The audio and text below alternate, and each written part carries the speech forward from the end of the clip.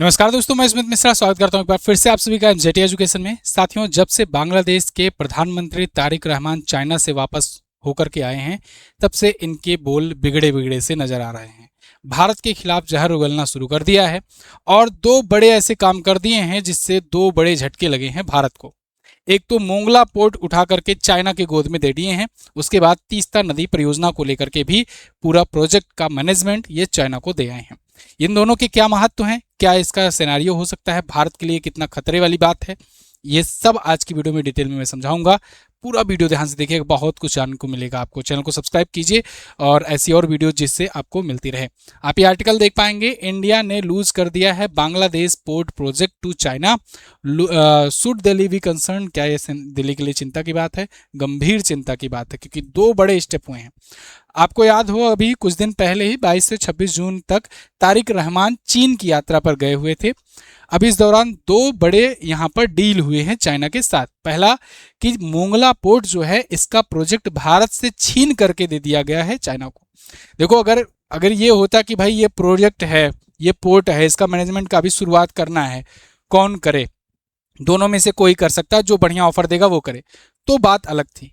लेकिन अगर कोई एक ले लिया है प्रोजेक्ट, वो प्रोजेक्ट पर काम कर रहा है, करने वाला है, लेकिन उससे छीन करके दूसरे को दिया जा रहा है, तो ये एक बड़ी घटना होती है और ये किसी दो देशों के बीच में रिलेशंस भी खराब करने वाली घटना होती है।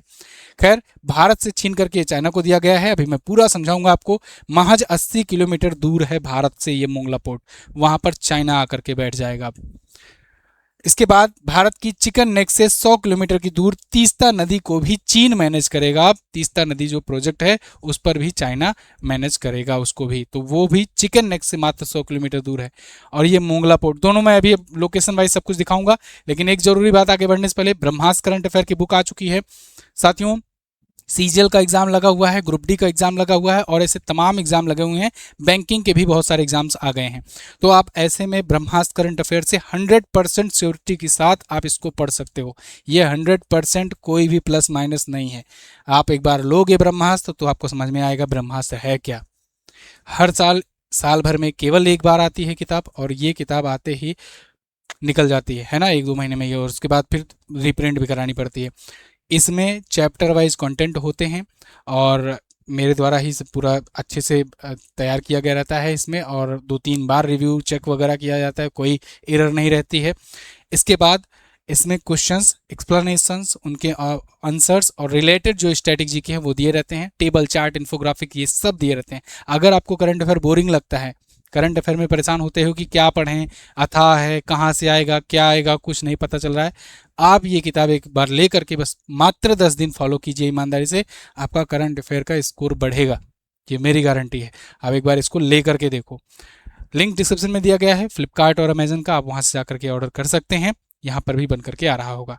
अब हम लोग बात करते हैं ये दो बड़े प्रोजेक्ट्स की जो बांग्लादेश दे आया है चाइना को। अगर आप लोकेशन में देखोगे तो मैप में, तो यहाँ पर जैसे अपना है प्यारा भारत, यहाँ पर है बांग्लादेश, ये है चाइना, ठीक है।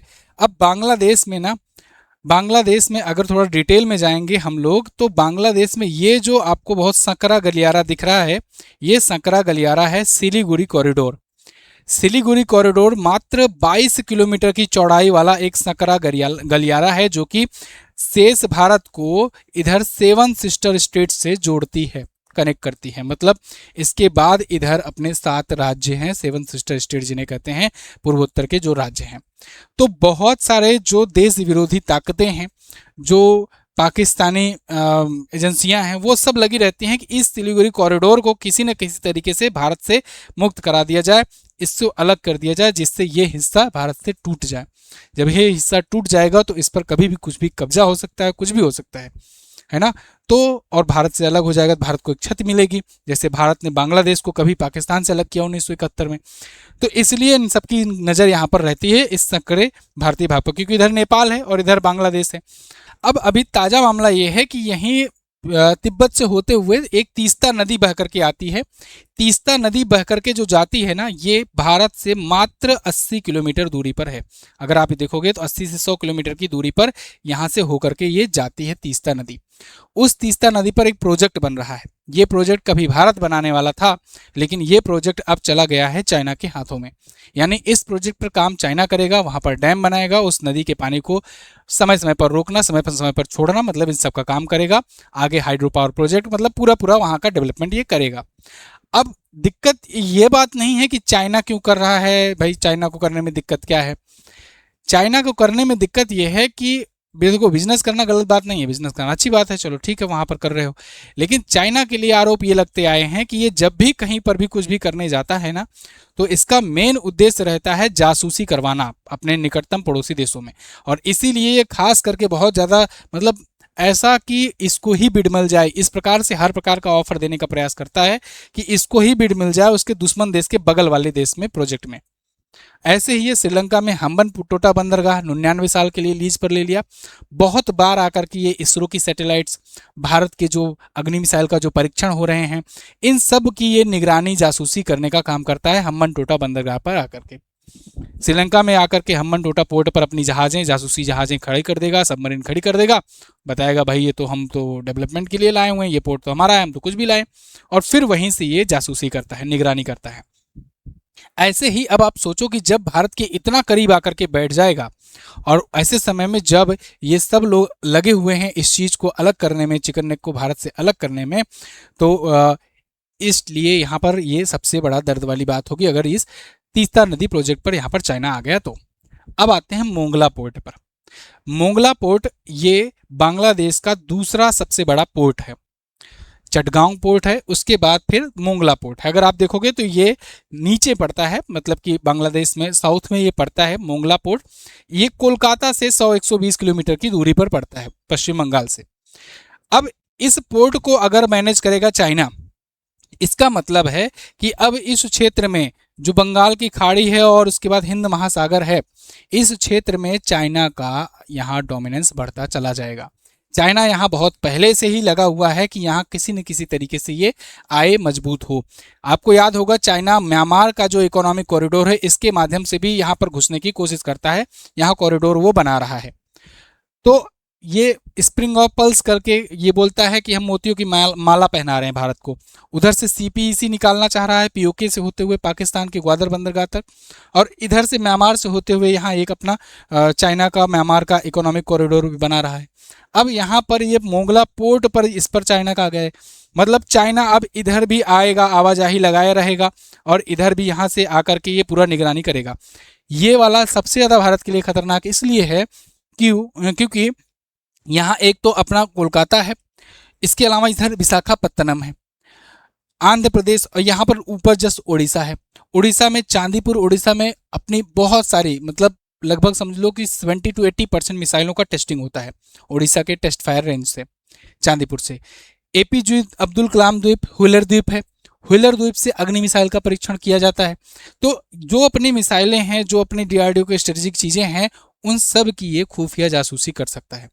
मिसाइलों का परीक्षण किया जाता है तो कहाँ किया जाता है? ये बंगाल खाड़ी में तो किया जाता है, बंगाल की खाड़ी में ही गिराया जाता है मिसाइल, टारगेट निशाने पर करके अटैक किया, हिट किया जाता है।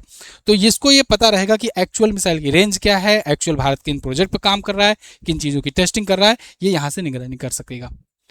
तो इसलिए भारत के लिए सबसे बड़ा कंसर्न की बात है। लेकिन दुख की बात तो ये हो जाती है ना कि देखो, अगर भारत नहीं शुरू में आया होता, तब अगर बांग्लादेश ने चाइना को दिया होता, तब भी चलो एक बात थी, लेकिन भारत से प्रोजेक्ट छीन करके दिया गया है, ये सबसे बड़ी दुख की बात है। इससे पहले जब शेख हसीना का टाइम पीरियड चल रहा था, तो 2015 में बांग्लादेश ने भारत से 2 इकोनॉमिक जोन बनाने के लिए समझौता किया था, एक मोंगला पोर्ट इकोनॉमिक जोन और दूसरा चटगांव पोर्ट का इलाका। तो दोनों ही पोर्ट मैंने आपको बताया 2 सबसे बड़े पोर्ट हैं। तो मोंगला पोर्ट वाला जो है, इसके लिए मोंगला प्रोजेक्ट की शुरुआत जो है हीरानंदानी ग्रुप को जिम्मेदारी दी गई भारत सरकार के द्वारा कि हीरानंदानी ग्रुप जो है ये मोंगला पोर्ट पर काम करेगा। अच्छा जी, हीरानंदानी ग्रुप का एविटा कंस्ट्रक्शन प्राइवेट लिमिटेड, उसी की यूनिट में एक कंपनी है, उसने बांग्लादेश की बांग्लादेश इकोनॉमिक जोन अथॉरिटी यानी बेजा के साथ समझौता किया, और 2022 में आकर के ये हुआ कि भाई चलो अब हम लोग काम करेंगे इस पर। हीरानंदानी ग्रुप से डील फाइनल हुई। अब हीरानंदानी ग्रुप जो है ये मोंगला पोर्ट को पूरा डेवलप करता भारत सरकार के अंतर्गत आकर के, मतलब कि भारत इस प्रोजेक्ट को मैनेज कर रहा होता। लेकिन अगस्त 2024 में जब शेख हसीना की सरकार गिरी, शेख हसीना वहां से भागी, भारत की शरण में आई, तब से मामला उल्टा हो गया। तब उसके बाद ये प्रोजेक्ट रुक गया। पहली बात तो बांग्लादेश में उथल पुथल चल रहा था, पूरा दंगे फसाद हो रहे थे, तो कोई भी देश वहाँ, खास करके भारत के खिलाफ इतनी चीज़ें चल रही थी, तो भारत की कंपनी वहाँ पर जाती तो उनकी जान माल को भी खतरा था, कर्मचारियों के। तो भारत ने, हीरानंदानी ग्रुप ने उस समय प्रोजेक्ट को रोके रखा कि भाई यहाँ स्टेबल गवर्नमेंट तो आ जाने दो। लगभग 1.5 साल तक वहाँ पर मोहम्मद यूनुस जो है ये कठपुतली सरकार चलाते रहे, केयर टेकर प्राइम मिनिस्टर बनकर। उसके बाद यहाँ पर चुनाव हुआ।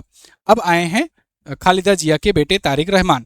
तारिक रहमान जब ये आए, बने प्रधानमंत्री, ये भाग गए लपक करके चाइना। अब चाइना गए और ये दोनों प्रोजेक्ट सौंप आए उसको, और ये कहते हुए इन्होंने कैंसिल कर दिया, खारिज कर दिया कि वो तो हीरानंदानी ग्रुप जो है ना, ये आवश्यकता से अधिक टाइम ले रहा है। ये 2022 से 2024 तक कुछ काम नहीं कर पाया, इसलिए इसको हम लोग अब हटाते हैं और ये प्रोजेक्ट पूरा देते हैं किसको? चाइना को। अब यहाँ पर देखिए बांग्लादेश के पास भी चिकन नख है, यहाँ पर मतलब कि तो बयानबाजियां हैं। खैर, तो अब ये चला गया प्रोजेक्ट उनके पास, चाइना के पास। तो चाइना अब यहाँ आएगा तो भारत के लिए चिंता की विषय है। भारत इस चीज़ को किस प्रकार से काउंटर कर रहा है? तो देखिए, भारत यहाँ पर अपनी पैठ डोमिनेंस बढ़ाने पर लगा हुआ है। अब तक तो पश्चिम बंगाल में केंद्र की पार्टी की, तो सो कॉल्ड वो ये कहते थे कि हमारे हर प्रकार के जो प्रोडक्ट्स हैं उसमें वहाँ की राज्य सरकार रुकावट या बाधा उत्पन्न करती थी। बहुत सारी चीज़ें आपने देखा जब से ये आए हुए हैं नए सीएम पश्चिम बंगाल के, तब से उन्होंने यहाँ पर एक तो इन्होंने ये अनाउंस कर दिया कि भाई 45 दिनों के अंदर अंदर यहाँ की जो सिलीगुड़ी कॉरिडोर के आसपास का जो एरिया है, जो फेंसिंग के लिए चाहिए बीएसएफ को, वो बीएसएफ को तुरंत अलर्ट की जाएगी। इसके बाद भी और भी बहुत सारी चीज़ों में जो रिस्ट्रिक्शंस लगी हुई थी, राज्य सरकारें रोक रखी थी, उसको बहाल किया गया। तो अब यहाँ पर तेज़ी से केंद्र सरकार भी यहाँ पर अपनी पैठ एजेंसियाँ भी बढ़ाने पर लगी हुई हैं। इसी तर्ज पर यहाँ पर गैरिसन भी बनाए जा रहे हैं। एक इनको फोर्टिफाई किया जा रहा है 3 मिलिट्री गैरिसन में, जैसे असम में लचित बरफुकन मिलिट्री गैरिसन, इसके अलावा किशनगंज गैरिसन बिहार में, पश्चिम बंगाल में चोपड़ा गैरिसन और धुबरी गैरिसन भी बनाया जा रहा है। 4 गैरिसन ये बनाए जा रहे हैं। मतलब मिलिट्री की डोमिनेंस यहाँ बढ़ाई जा रही है कि अगर कल को मान लो कोई भी अटैक करने की कोशिश करता है, यहाँ कुछ भी करने की कोशिश करता है, तो वहाँ एटलीस्ट हम लोग की प्रेजेंस रहे और वहाँ से कॉम्बैट हो सके, है ना। तो ये किया जा रहा है। भारत सरकार भी निगरानी में, ऑब्वियस सी बात है, वहाँ की भारत की एजेंसियां जो हैं इन सबको अच्छे से देख रही होंगी, इन पर जो बड़े बड़े जानकार हैं, दिग्गज हैं, उस पर काम कर रहे होंगे। आप इस मामले में क्या सोचते हैं, किस प्रकार से इसको देखते हैं, आप कमेंट करके ज़रूर बताइएगा। और हाँ, जाने से पहले एक बार और, ब्रह्मास्त्र करंट अफेयर की बुक अगर नहीं ली हो तो इसको जरूर परचेज कीजिए। वीडियो कैसी लगी है कमेंट बॉक्स में बताइए। चैनल को सब्सक्राइब कीजिए ऐसी और वीडियोज़ के लिए। Thank you so much. जय हिंद, वंदे मातरम।